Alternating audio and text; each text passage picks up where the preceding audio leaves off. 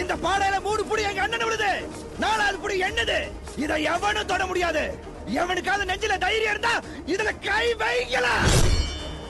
வெச்சவன் தலைய சீவி இதுலயே கடத்தி மாலைய போட்டுறேன்.